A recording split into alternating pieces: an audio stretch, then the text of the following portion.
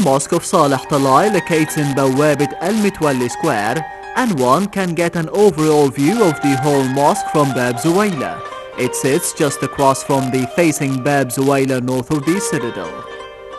The mosque was erected by Saleh Talai ibn Ruzaiq, who was a minister in the Fatimide period. The mosque of Saleh Talai, built by the Fatimide vizier Saleh Talai ibn Ruzaiq in 1160 during the Caliphate of Al-Faiz.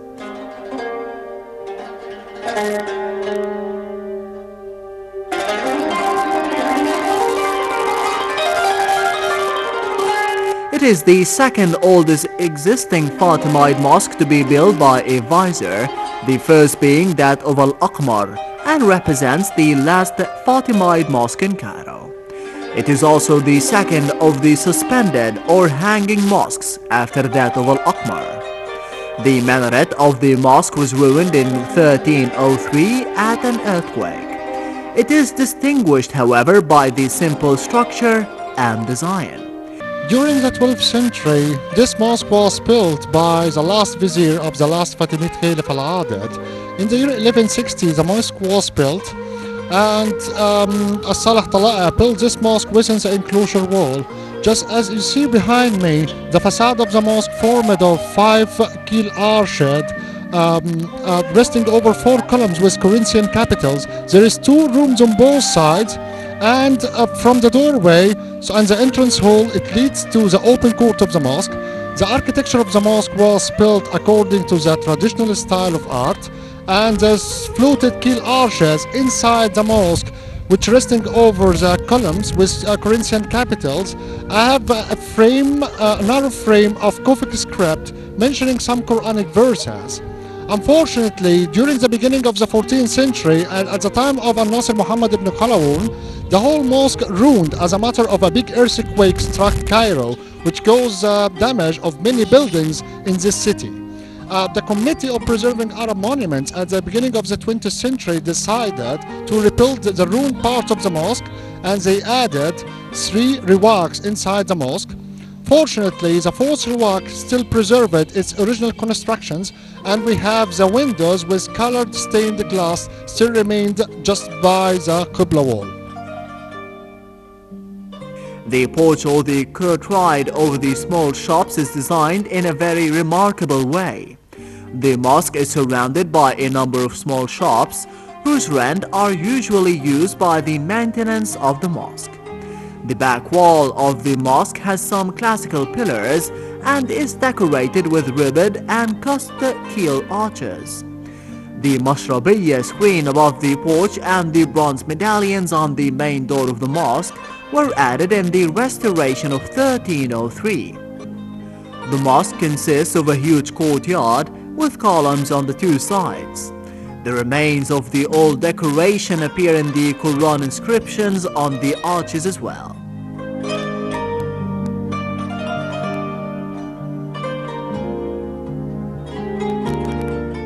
The Fatimide style of the mosque appears in the floriated Kufic inscriptions. The sanctuary includes 3 rows of the colonnades supporting the arches, and these colonnades are differently decorated because they were taken from old Christian buildings. The Mamluk Amir Bakhtimur Jagundar presented the mimbar that date back to the 1300s as a gift to be placed in this mosque. It is finely decorated with geometric patterns and beautiful star forms. There is a wind scoop or a malqaj over the mimbar that was used for ventilating the sanctuary. There are original car frames ornamented with charming Kufic inscriptions as well.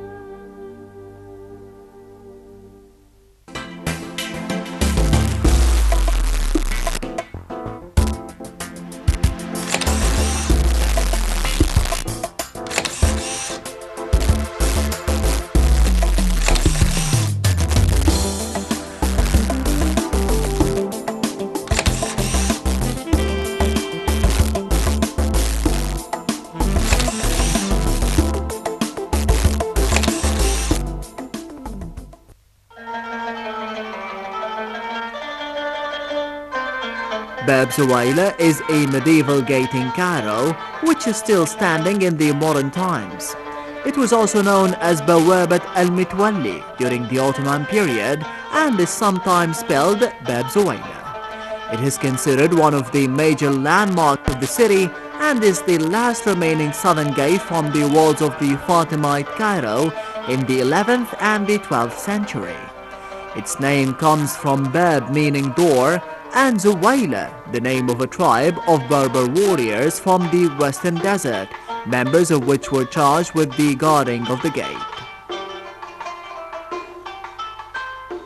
Now we are still exploring the area of Bab Zuwayla, and here we are still standing underneath the gate.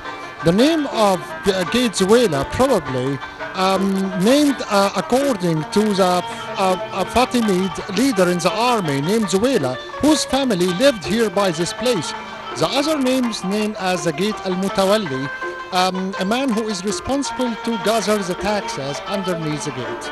Also, we can see here simply the architecture of the gate. On both sides we can see the stone carvings which was cut during the 11th century, and not far from the gate on the left hand side there is a mosque of As-Salih Tala'a ibn Ruzay, which built during the 6th century after Hijrah, and just behind there is a nice market which named Al-Khayamiyya, where the tapestry and the garments with different embroideries with gold and silver threads.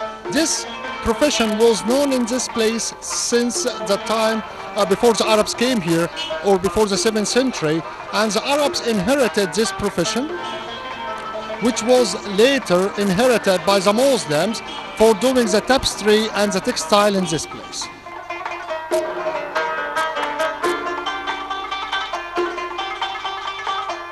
The city of Cairo was founded in 969 as the royal city of the Fatimites dynasty. In 1092, Badr al-Jamali built a second wall around Cairo. Bab Zuwayla was the southern gate in this wall. It has twin towers or minarets, which can be accessed via a steep climb. In earlier times, they were used to scout for the enemy troops in the surrounding countryside, and in modern times they are hailed for providing one of the best views of all Cairo.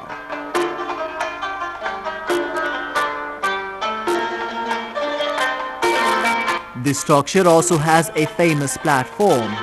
Executions would sometimes take place there, and it was also formed the location that the Sultan would stand to watch the beginning of the Hajj, the annual pilgrimage to Mecca. Sometimes the severed heads of criminals would be displayed along the tops of the walls. This was done as recently as 1811, when the severed heads of the Mamluks from the Citadel massacre were mounted on the spikes there.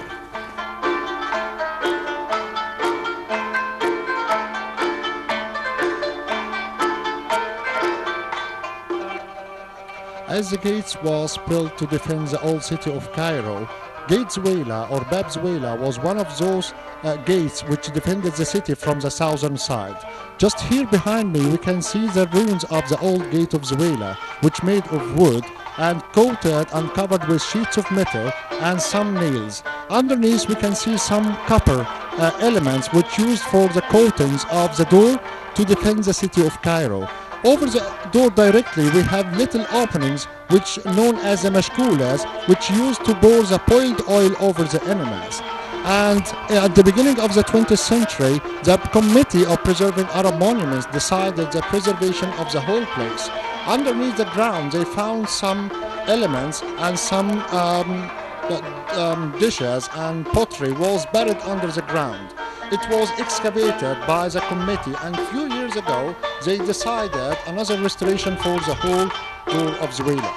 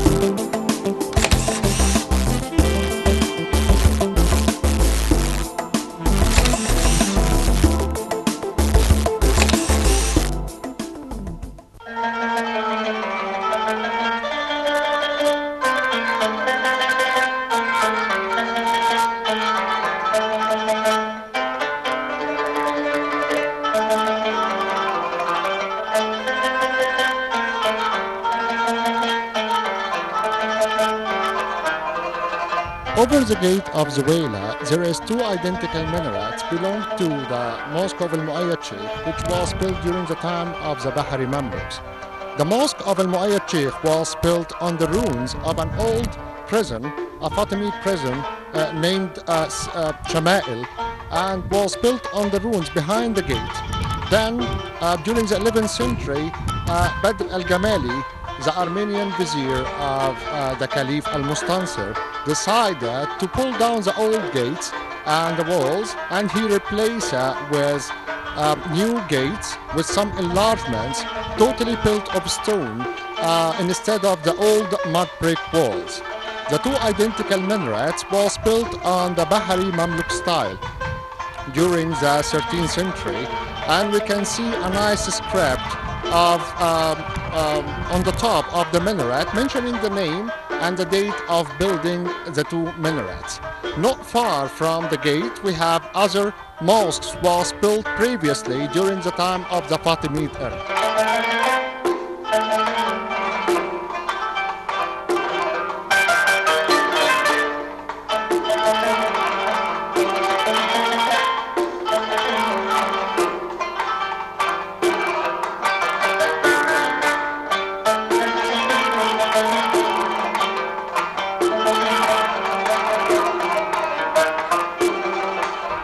Now we are standing over the minaret of the Mosque of Al-Mu'ayyad Sheikh.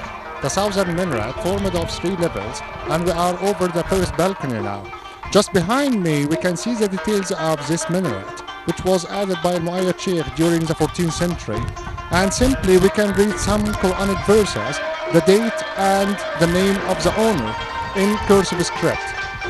Also the balconies, which added over the minaret, were supported with stalactites, which is the beacon, which was very fashionable during the Mamluk era.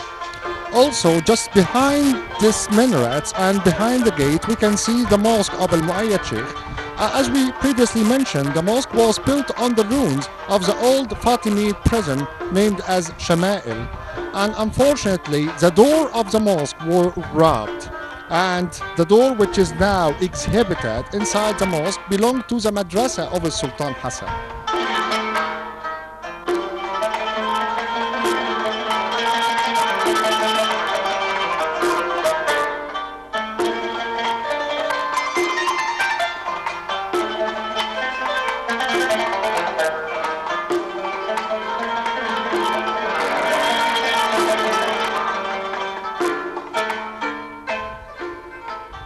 Just behind me and within the enclosure wall near the gate of Bab Zuwaila, there is a mosque was built during the time of the last Fatimid Caliph named Al-Adad.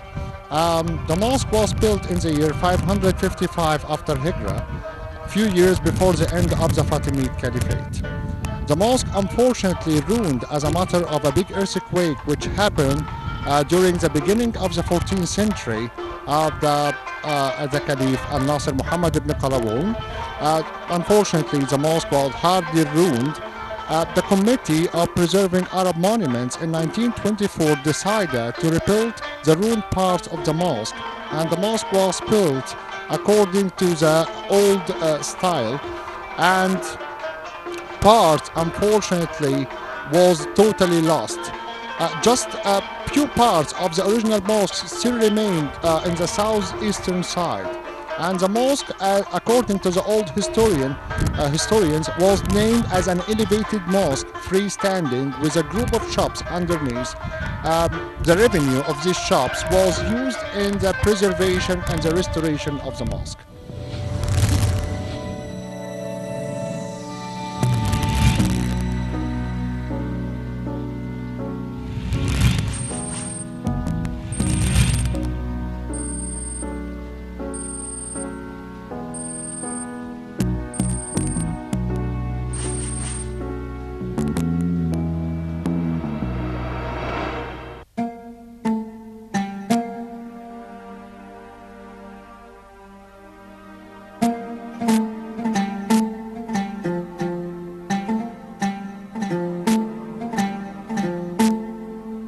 The Mosque of Sultan Al-Mu'ayyad is a mosque in Cairo, Egypt, next to Bab Zuwayla, built by the Mamluk Sultan al-Mu'ayyad Saifuddin Sheikh, from whom it takes the name. Construction began in 1415 and the mosque was completed in 1421.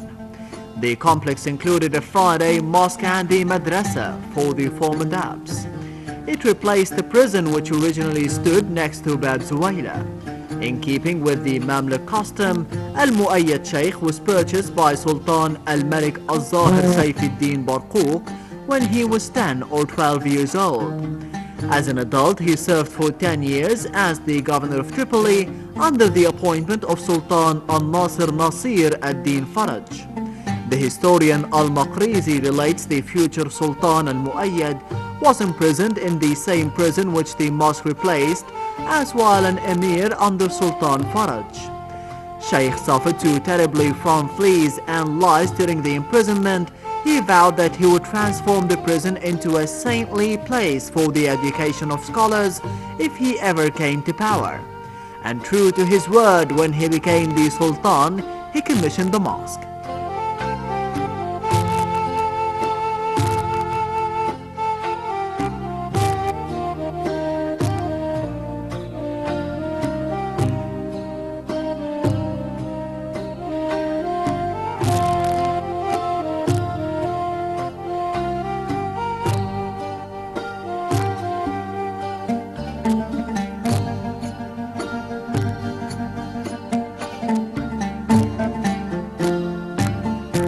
Just behind me, we can see the facade of the mosque of Al-Mu'ayyad Sheikh. In the eastern corner, we can see the stalactite portal, which was added, and the gate of the mosque, unfortunately, was lost. But now we can see another door, which was originally belonged to the madrasa of Sultan Hassan. Also, the facade of the madrasa have a very nice stalactite praises on the top of the walls. Also, some windows were added with round or circular windows known as the bull's-eye windows.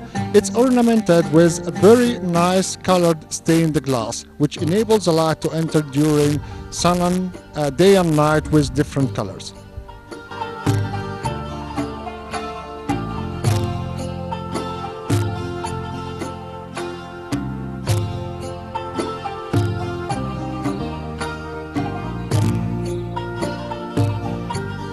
Construction of the mosque began in May of 1415.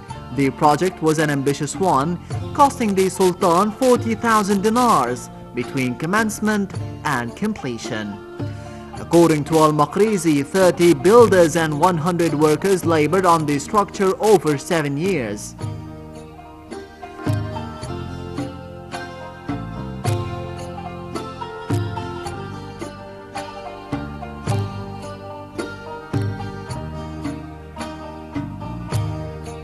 The mosque required such a large quantity of marble that some of it was harvested from the pre-existing structures. Besides marble, many other parts of the mosque were cannibalized from other buildings, including the mosque's columns and a beautiful bronze door and chandelier. The door and the chandelier are particularly famous instances of his. Both are said to have come from the mosque madrasa of Sultan Hassan. Removing parts of the current mosques was illegal while the mosque of Sultan Al-Mu'ayyad was being built, so taking the door and the chandelier were tantamount to the stealing, despite donations that the Sultan has made to the old mosque. Although the new mosque was not officially completed until 1422, an inaugural celebration was held in November of 1419 to celebrate the new building.